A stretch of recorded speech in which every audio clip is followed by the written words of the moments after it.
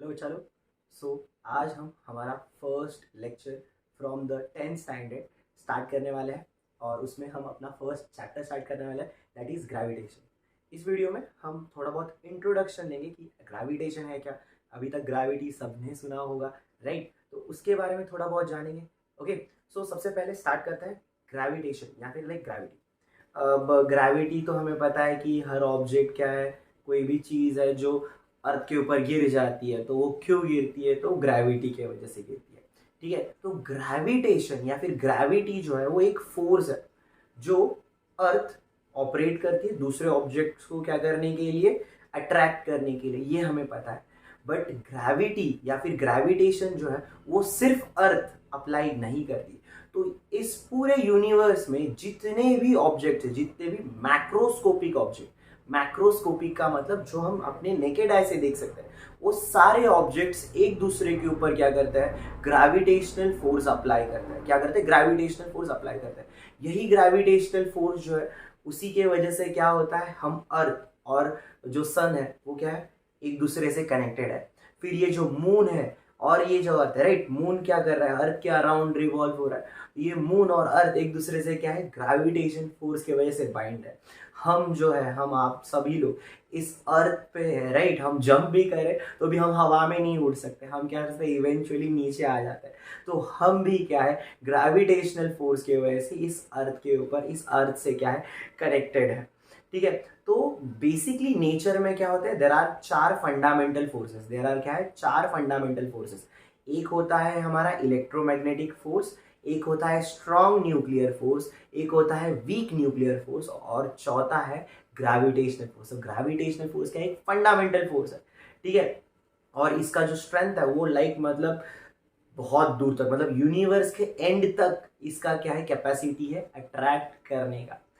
अब जब भी हम ग्रेविटेशन की बात करते हैं तो हमारे दिमाग में एक ही चीज आ जाती है, that is Newton sir, that is sir Isaac Newton, Newton बाबा जिसको हम बोलते हैं। ठीक है, तो वो एक एप्पल के पेड़ के नीचे बैठे हैं एंड सडनली उनके सर के ऊपर एक सेब गिर जाता है और वो क्या कर लेता है, ग्रेविटी को डिस्कवर कर लेता है। बहुत सारे बच्चे तो ये बोलते कि उस सेब की जगह पत्थर गिर जाता तो अच्छा होता, हमें इतना सारा लॉज नहीं पढ़ना पड़ता। But anyway, jokes apart, but क्या है कि आइजैक न्यूटन बैठे थे, उन्होंने एक एप्पल पेड़ से, लाइक एप्पल ट्री से एप्पल गिरते हुए देखा है, नहीं डिस्कवर्ड ग्रेविटेशन, ऐसा बोला जाता है। बट न्यूटन ने जब ग्रेविटेशन डिस्कवर किया था तो वो लेट 17th सेंचुरी में क्या किया था, उन्होंने ग्रेविटेशन को डिस्कवर किया था। बट उसके पहले बहुत सारे साइंटिस्ट थे, बहुत सारे ऐसे रिसर्चर्स थे जिन्होंने क्या किया था, ग्रेविटी को डिफाइन तो प्रॉपरली नहीं किया था, बट ग्रेविटी ये जो टर्म है उसको क्या किया था, हमें बताया था। ओके, तो सबसे पहले देखो, ग्रीक फिलोसोफर एरिस्टोटल, ठीक है, Aristotle in 4th century he believed that objects tends towards a point due to their inner gravitas. So gravita basically क्या है, ग्रीक वर्ड है जिसका मतलब होता है हैवीनेस। क्या होता है, हैवीनेस। तो उनके इनका मानना था कि हर ऑब्जेक्ट जो है, ठीक है, इस अर्थ पे जितने भी ऑब्जेक्ट्स है वो एक पर्टिकुलर पॉइंट के टूवर्ड्स टेंड हो रहे हैं। टेंड मतलब उस पॉइंट के टूवर्ड्स उनका डायरेक्शन है, और वो पॉइंट जो है, this point is nothing but the centre of this earth. वो पॉइंट क्या है, इस सेंटर ऑफ द, मतलब इस पूरे अर्थ पे जितने भी ऑब्जेक्ट्स है वो उस पॉइंट की तरफ, उस सेंटर की तरफ ही क्या हो रहे हैं, डायरेक्ट है, मतलब उनका डायरेक्शन उसी तरफ है। ओके, तो ये बोला था एरिस्टोटल ने। फिर उसके बाद इंडियन एस्ट्रोनॉमर इन 7th सेंचुरी, इंडियन एस्ट्रोनॉमर, ठीक है, तो हम इंडियंस भी कहीं पीछे नहीं है। सो इंडियन एस्ट्रोनॉमर इन 7th सेंचुरी, ब्रह्मगुप्त उनका नाम, right, he spoke about gravity and it is an attractive force. तो उन्होंने ग्रेविटी के बारे में बोला और उन्होंने बोला ग्रेविटी एक फोर्स है जो एक अट्रैक्टिव फोर्स है।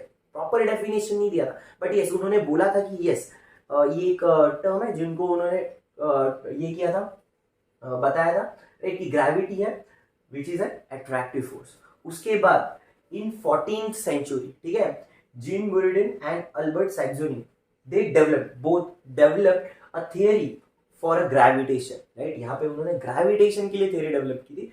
दो थ्योरी का नाम ग्रेविटेशन ऐसा कुछ था नहीं रिलेटेड, बट उन्होंने एक थ्योरी डेवलप की थी जो ग्रेविटेशन से रिलेटेड थी, and they relate gravitation and linked it मतलब जो ग्रेविटेशन उसको लिंक किया उन्होंने mass and acceleration of the object, ठीक है। और अभी भी हम वही करते हैं, ठीक है। ग्रेविटेशन को हम किससे रिलेट करते हैं, mass and acceleration of the object, and mass and acceleration is nothing but the force ना बच्चा लोग, बराबर। मास इंटू एक्सेलरेशन क्या होता है, मास इंटू एक्सेलरेशन तो फोर्स होता है, और ग्रेविटेशन क्या है, वो भी तो एक फोर्स ही है, ग्रेविटी क्या है, एक फोर्स। तो उन्होंने भी वो क्या किया था, ट्राई किया था, वो एक थ्योरी डेवलप किया था। And finally in early 17th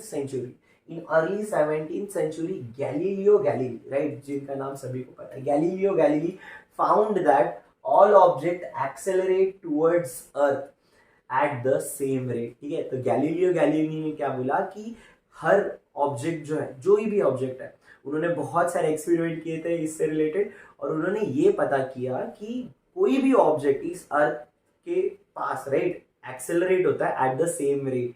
और यही थियरी जो है आगे जाके हम लोग पढ़ते भी है, इस चैप्टर में हम पढ़ने भी वाले हैं, जिसका टॉपिक का नाम होता है फ्री फॉल। तो यही इसी से ही वो थियरी जो है, फ्री फॉल का जो कंसेप्ट है वो रिलेट करता है कि हर ऑब्जेक्ट जो है हमारे अर्थ के ऊपर क्या है, एक ही सेम रेट से एक्सेलरेट होता है, ठीक है। एंड देन फिर लेट 17th सेंचुरी में, दैट इज अबाउट 1689, ठीक है, ये जो ईयर, तब क्या किया था, न्यूटन ने अर्थ जो हमारा ग्रेविटेशन है उसको डिस्कवर किया। तो फिर ये Newton, right, sir Isaac Newton का नाम क्यों आता है ग्रेविटेशन के लिए, तो basically with the help of all these theories, right, Newton was able to formulate the formula for force due to gravity, ठीक है। मतलब ग्रेविटेशनल फोर्स का फॉर्मूला न्यूटन ने बना लिया, right, using some theories, okay.